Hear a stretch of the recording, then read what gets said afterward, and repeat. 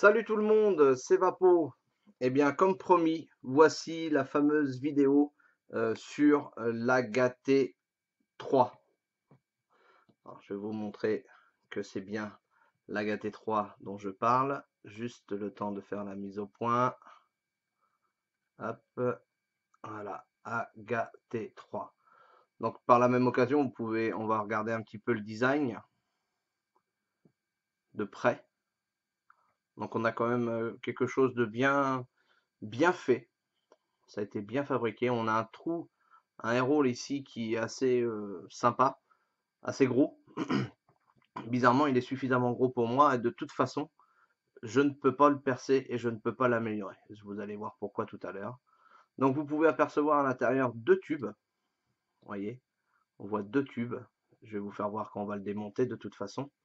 La connexion 510. Voilà. Quand on ouvre la bête. Oui. Tac. Voilà ce qu'on trouve à l'intérieur. On a donc ici, là, le pôle positif avec un écrou. Hop. Faire attention de ne pas perdre ce genre de petites pièces, c'est vite perdu. On a ici, là, sur le côté, on pourrait croire que c'est le pôle négatif, mais pas du tout. C'est le bouchon de remplissage. Toc. Voilà, le bouchon de remplissage qui donne un accès direct, bien évidemment, au tank. Tank qui, lui, est en Pyrex, bien évidemment. On ne va pas changer les bonnes habitudes de chez Youd. Alors, je vais me reculer un petit peu, je vais refaire la mise au point pour que ce soit plus facile. Voilà. C'est pas merveilleux la technologie de maintenant. Je le démonte pour que ce soit plus facile pour vous parler de ça. Ici, en fait, on a une petite bague. Hop, voilà. Cette petite bague. J'ai enlevé le tank, donc le tank classique, hein. C'est du Pyrex. Contenance 1,8 ml. Donc, petite contenance. C'est un petit peu dommage. J'espère que sur la version 2, ils penseront à faire un tank plus grand. Ce serait intéressant, voire même que je demande éventuellement à Youd de voir s'ils peuvent pas adapter un tank plus long, éventuellement, mais m'étonnerait vu que là, ici, il faudrait qu'on change aussi le corps. C'est pas sûr du tout. Donc ici, je vous parlais donc de cette bague, ici, qui va tout simplement permettre de faire la connexion avec les deux petites. Alors, je vais le faire de plus près cette fois-ci. Là, c'est important que vous voyez ça. Voilà. Donc ici, vous voyez, on a deux petites fentes de chaque côté. C'est un des deux côtés qu'on va se servir pour passer le Cantal qui servira de pôle négatif. Et ensuite, on viendra mettre cette fameuse petite rondelle pour tenir l'ensemble du montage. Et on coupera au niveau, hop là, pardon, on coupera au niveau du passage où on a mis le Cantal pour revenir un tout petit peu le rabattre sur la rondelle, ici, et de façon à avoir un très très bon contact. On continue le démontage et je remets un petit peu mieux. Voilà. Voilà. Ensuite, nous avons quoi? Nous avons ce fameux tube ici. Celui-là. Qui est donc une sorte de cheminée qui va venir nourrir en fait ce qu'on mettra à l'intérieur du tube ici. Puisque comme vous avez vu, le tube est creux. Et c'est ici qu'on viendra soit mettre le mèche roulé, soit la mèche câble acier, ou soit, et c'est fait pour ça aussi, une mèche céramique. Mèche céramique que je n'ai peut-être pas sous la main, donc je peux pas. Ah si, voilà. Mèche céramique de ce type. Voilà, les mèches céramiques comme ça. Moi personnellement, les mèches céramiques, je m'en suis jamais senti content. J'ai jamais trop aimé les mèches céramiques, donc du coup, j'ai pas continué. On a des joints un petit peu partout, comme vous pouvez le voir. Et ça, les joints, c'est pareil. Ne les perdez pas. Si vous en perdez un, votre atomiseur, il est mort. Enfin, il est mort. Et il faudra absolument retrouver le même joint. Et c'est des joints qui sont spécifiques, ils sont assez gros. Ils sont assez gros, donc du coup, voilà. Donc, comme je vous disais, cette petite bête vient se mettre comme ceci, à l'intérieur. Le liquide passe par ici, vient après nourrir la mèche qui est dans ce tube-là, et donc après vient alimenter bien évidemment la capillarité du système que vous aurez mis, que ce soit du mèche, la mèche acier ou la fameuse mèche céramique. Nous avons enfin le plateau, ici, pas le plateau, excusez-moi, la base, qui est donc avec un joint assez épais ici. Très très bon système pour l'étanchéité, ça c'est vraiment très très bien. Et donc la vis ici qui est normalement réglable, vous pouvez desserrer de façon à pouvoir rentrer en contact avec le plot de votre mode, de façon à faire un bon contact. On a ici donc le cap supérieur avec, comme vous voyez, le trou de remplissage qui est bouché, je vous le rappelle, par ce genre de petite vis. Ne pas la perdre non plus, hein. Il n'y en a pas dans le sachet de secours. Le sachet de secours, lui, très clairement, que je ne me trompe pas de sachet de secours, où est-ce que je l'ai foutu, ce fameux sachet de secours? Non, c'est celui-ci. Eh ben, je ne sais plus. Les Lili, si c'est celui-là, voilà, c'est celui-là. Le voici, le fameux sachet de secours. Pour ainsi dire, il n'y a pas grand-chose. Moi, personnellement, je vais prévoir pour qu'il y ait plus de choses. Parce que c'est vrai que c'est un peu faiblard. On perd une vis ou quelque chose, ou même cette fameuse rondelle là, et les montages après deviennent beaucoup plus compliqués. Donc moi je demanderai, je ferai le nécessaire pour qu'on ait ça dans le kit de survie ou même que je le fournisse à côté. C'est pas un problème. Donc voilà un petit peu tous les éléments qu'on peut avoir dans ce fameux atomiseur. Donc hormis ça, on a quand même tout ça. Donc forcément, il y a des pièces. Il y a des pièces qui ne sont pas à perdre. Je le répète, j'insiste sur ce principe-là. Cet atomiseur n'est pas du tout, à mon sens, destiné même aux débutants. Ça, c'est clair et net. Ça reste un montage assez particulier.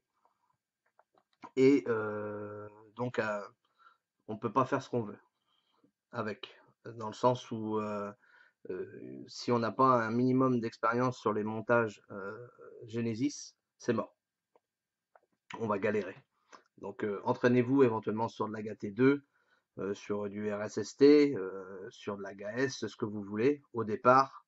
Et ensuite, vous viendrez vers ce genre d'atto qui vous donnera tout à fait le bonheur escompté et attendu de ce genre de matériel. Mais très sincèrement, ne débutez pas avec un matos comme ça, vous aurez du mal. Après, vous faites comme vous voulez. C'est juste un conseil que je vous donne. Voilà. On va le remonter. Alors, on remet le joint ici. Hop, hop là, j'ai oublié de remettre ça. Voilà. Alors c'est pareil.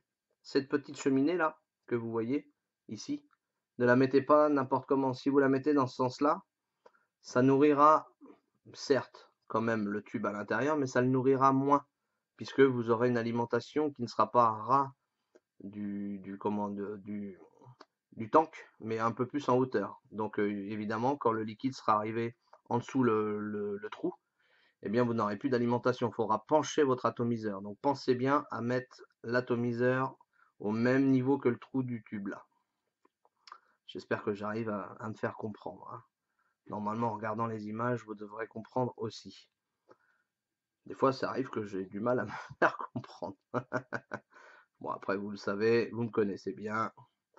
Donc au pire des cas, de toute façon, vous savez que vous avez le numéro de téléphone. Vous pouvez m'appeler. D'ailleurs, à ce sujet, préférez m'appeler que de m'envoyer des mails ou des messages sur ma chaîne YouTube, parce que des fois, les messages sur la chaîne YouTube, je les vois, ça fait 3 semaines qu'ils sont postés et je fais pas gaffe. Donc voilà, c'est pas de ma faute, j'en fais pas exprès. C'est juste que bah voilà, je fais pas gaffe à ça et du coup, les gens vont penser que je veux pas leur parler. C'est faux. J'ai un téléphone, je préfère largement le téléphone. N'hésitez pas à m'appeler, c'est beaucoup plus simple. Voilà, on a remonté donc l'atomiseur. Hop, voilà. Donc ça c'est pareil, hein, vous voyez, l'écrou se dévisse entièrement. Donc faites attention de ne pas le perdre. Toc. On va maintenant, bien évidemment, faire le montage. Le montage va constituer à mettre de la gaine fibre de verre, de la mèche acier en 3 mm, 3 mm que vous trouverez sur la boutique. J'en ai mis exprès pour ça, aussi bien pour cet ato-là que pour la GATD d'ailleurs, puisque la GATD peut aussi prendre en charge ce genre de taille de mèche acier. Donc, on enfile sa mèche dedans. Alors, vous avez vu, moi personnellement, maintenant je n'utilise plus de papier parce que bah, j'ai l'habitude, tout simplement. Mais pour ceux qui ne savent pas le faire encore, utilisez un petit bout de papier sur la mèche et vous aurez moins de mal à l'enfiler quand même. Hop, je coupe, tac, voilà. Elle est même un petit peu trop long, vous voyez. J'en ai un petit peu trop mis. Que je voie bien ce que je fais. Clac. Alors je vais essayer de faire le montage en m'approchant. Donc, voilà. On va faire de la netteté là-dessus. Voilà. J'ai essayé de faire le coil un petit peu en gros plan. Donc j'ai pris pour ça du Cantal en 0,20. Hein, puisqu'on va essayer de vaper sur un mode standard, on va dire.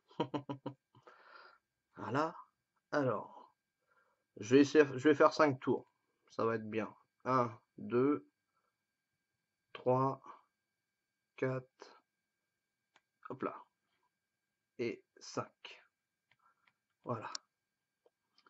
Alors, le problème du Cantal, toujours pareil, le Cantal 0,20. En fait, vous avez rien vu, c'est ce que je suis en train de me dire. J'ai ramené le truc devant moi et j'ai pas mis ça devant la cam. Bon, donc très clairement, voilà. Donc je disais, ouais, le Cantal 0,20, il est un peu chiant à manipuler parce que c'est tellement souple que le coil ne reste pas en place. Bon, c'est pas un problème en soi de toute façon, puisque après on va le remettre nous-mêmes en place. Excusez-moi, j'ai chopé un petit rhume. Pas très élégant. Allez, on remet un petit peu plus bas. On enlève donc cette bague. Hop là. On enlève donc cette bague, comme je disais. On vient mettre en place dans le trou notre montage. D'accord? Jusque là, rien à dire, tout va bien, c'est pas compliqué. On vient coincer dans une des deux fentes à l'aide éventuellement d'un petit outil. Petit outil que j'ai mis je ne sais pas où encore. Ah, décidément, des fois, moi, je vous dis, hein, je suis organisé comme une poule qui n'a qu'un poulet. C'est pas grave. On va prendre un plus gros outil pour ce coup-là. Donc, on vient enfiler, toc, le Cantal. Je vais vous faire voir en gros plan.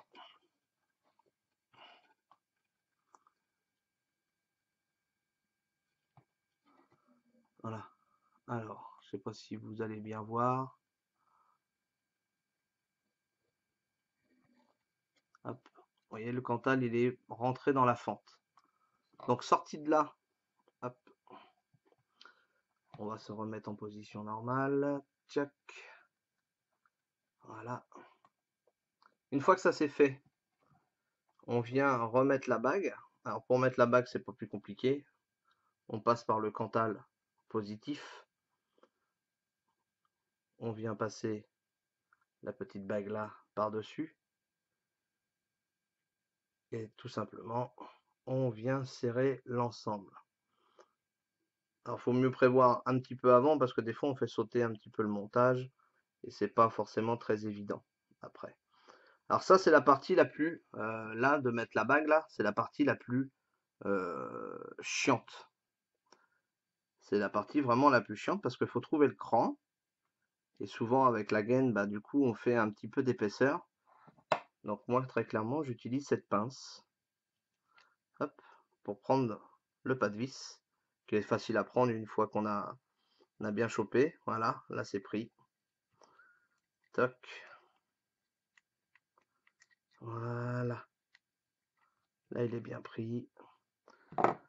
Ce que vous pouvez faire, c'est rechoper après le petit bout de Cantal pour retirer un petit peu dessus. Voilà, vous tirez un petit peu dessus, clac, de façon à bien tendre tout votre montage. Vous le tenez un petit peu. Je suis désolé, on voit mal, hein, mais bon, il n'y a pas beaucoup de place sur ce plateau. Et donc, pour faire en gros plan quelque chose de propre, c'est pas facile. Je vous le dis très honnêtement, c'est pas facile. Alors, du coup, on prend ensuite, hop, le Cantal côté positif. On vient le positionner, hop là, sur le pôle. Voilà. On vient serrer et c'est maintenu. Alors, je ne sais pas du tout ce que ça va donner parce que comme j'ai fait bouger un petit peu mon montage et donc mon coil, ça a peut-être fait un petit peu de bazar. On va le savoir tout de suite. Alors, j'espère que lui, il a de la batterie parce que hier, je l'ai rechargé. Enfin, je croyais que j'avais chargé. En fait, j'ai pas branché la prise USB. Donc, du coup, voilà, il n'y a plus de batterie. Donc, il veut pas prendre en compte. C'est pas grave. On va prendre un mode. Il va nous le dire tout de suite ce que j'ai. Hop, on va prendre la Ivic.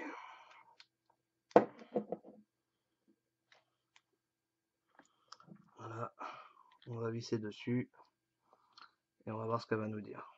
La petite. Voilà, 2,3, vous n'avez pas eu le temps de voir, mais c'est 2,3 ohms. Donc 2,3 ohms, très clairement, c'est très bien. Concrètement, là j'ai un gros point chaud, là, vous avez vu? Je sais pas si vous avez fait gaffe. Voilà, gros point chaud ici.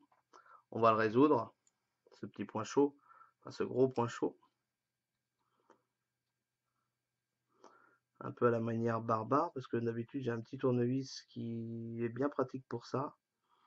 Voilà, il faut juste rééquilibrer un petit peu les spires. Et là, au niveau du point chaud, en fait, on crée un petit angle. Voilà. Et après, on reteste pour voir. Voilà, plus de point chaud. Et ça chauffe. Qu'est-ce que je vais utiliser comme liquide? On va utiliser un petit Classic Blend de chez Ego Green. On va imbiber un peu, on va voir ce que ça donne en vape. Qu'est-ce que ça nous donne là? Voilà. Ça vape, c'est parfait. Je vais changer de mode de toute façon, je vais prendre un mode qui a un peu plus de jus. C'est vrai que pour ça, hop. Donc là, en l'occurrence, c'est le K-Max. Donc voilà. Je sais plus à combien il est réglé. 4 volts, on va le mettre. 4 volts 8. On va y envoyer du lourd maintenant, comme ça ce sera fait. Voilà. Ça va. Il n'y a pas de problème. On va faire rougir un petit peu. Voilà. Bah, c'est vrai, si je le mets en saturation, ça va pas aller.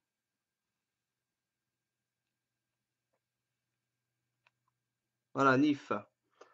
Bon, et bien quand c'est fait tout ça, on le coupe. Hop. Alors, il faut que je resserre un petit peu plus mon petit bazar là. Voilà. Tac.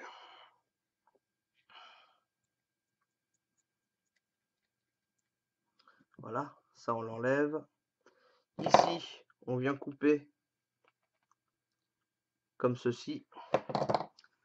Alors, on va remettre là. Le Cantal, il est où? Il est là. Voilà. Donc, vous voyez, là, on a le... Hop. On a ici le pôle négatif qu'on vient rabattre sur la rondelle. Voilà, dans un des stries de la rondelle. Proprement. On peut même venir le fixer légèrement un petit peu avec le doigt. Et au final, hop, je vais essayer de faire vraiment au plus près. Vraiment, vraiment au plus près. Allez.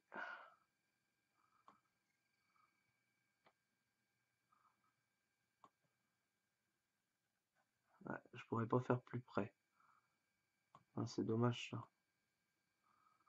C'est dommage. Et hop. On va faire comme ça. On va faire comme ça.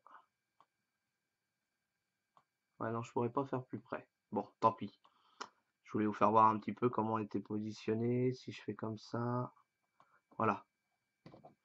Ici, là, à cet endroit-là, on a le petit Cantal qui est là.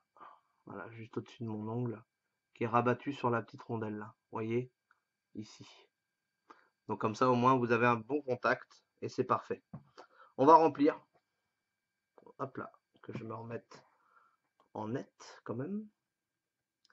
Alors vous avez vu, hein, d'habitude je fais des vidéos un peu plus courtes, mais là, il fallait bien que je rentre dans les détails vraiment précis, que je donne vraiment les bonnes indications, parce que c'est un atomiseur qui est assez particulier.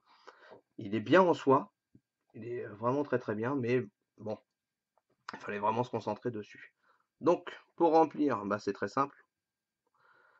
On appuie, et puis on remplit. Tout simplement. Hop. Allez. On remplit, on remplit, on remplit, on remplit. Tac. Imbibez pas trop votre mèche au départ, avant de remplir, parce que du coup, quand on va vraiment avoir arrivé à ce niveau-là, là, en haut, il va y avoir une pression d'air qui va faire remonter le liquide par le tube central. Et si on l'a déjà mouillé, la mèche, eh bien on risque de noyer notre système, ce qui n'est pas forcément le but recherché, très clairement. Donc on peut autrement utiliser après, vous voyez, hop là, c'est passé par-dessus. Donc là, quand c'est comme ça, il faut utiliser après une sorte de seringue, chose que moi je n'ai pas. Je l'ai pas là, sous la main, donc c'est pas grave. Et vous finissez le remplissage en enfonçant l'aiguille dans le tube, et comme ça l'air passe entre votre petite aiguille et le trou de remplissage. Voilà, tout simplement. Comme ça l'air peut s'échapper quelque part, parce que là autrement elle cherche à s'échapper, et elle ne peut pas puisqu'on a bouché tous les passages d'air. On a quelque part un tank sous pression, très clairement. Je voulais autrement vous parler du cap. Vous avez vu le cap à l'intérieur, il est plein, enfin presque plein. Et le trou, lui, que je vous disais tout à l'heure, il est là. Et si on tourne en fait notre cap après, on s'aperçoit que le trou, il est dans la partie épaisse là. Donc pour percer ça, bah mon ami, il faut quelque chose d'épais. Enfin pas d'épais, mais de solide. En l'occurrence, même moi, si j'ai une perceuse là qui tient la route, je peux pas percer ça. C'est pas possible. Et donc, le trou, étant donné qu'il est de bon diamètre, ça permet quand même de vaper. Et ça, c'est bien. On se retrouve face à face pour voir ce que ça donne au niveau de la vape. Je vous dis à tout de suite. Bye. Allez, nous revoici ensemble pour vous montrer comment ça va. Donc, j'ai monté mon agaté. Voilà. Donc, le voici avec le drip qui va bien. Je l'ai mis sur mon mode, je l'ai réglé. Maintenant, on envoie. Fait du bruit.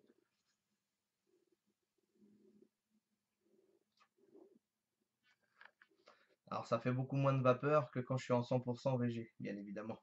Là, je suis en 50-50, je suis même en 46-46 pour être très exact. Et forcément, ça fait un petit peu moins de vapeur. Mais ça vape quand même bien.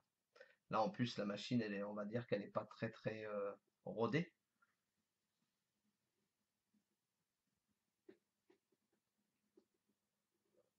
Et ça vape quand même. Une fois que le coil est bien chaud, que le système est bien amorcé, que la mèche acier est bien nourri et qui justement vient bien nourrir le système, après ça va, il n'y a pas de problème.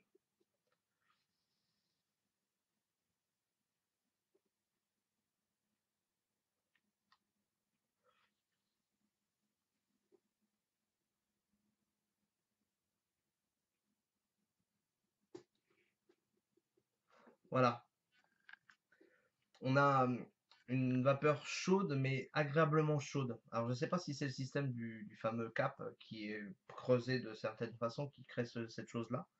En attendant, j'ai un bon rendu de saveur sur mon liquide. Moi qui vape jamais du liquide, là je vous montre, hein, c'est du classic blend. Moi d'habitude je vape jamais de tabac parce que déjà j'aime pas ça. Et là du coup j'aime bien. Ça rend mon liquide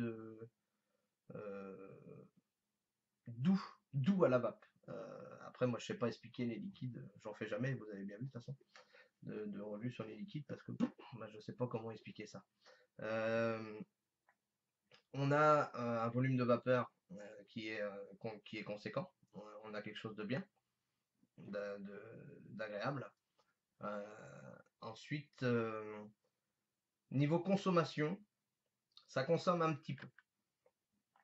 Euh, je trouve que le tank a tendance à se vider un petit peu rapidement, mais je pense aussi c'est parce que moi je vape dur dessus.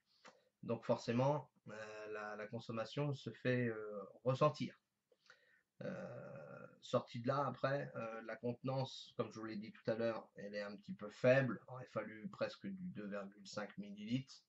Bon, un petit raté de la part de Youd, on peut les pardonner.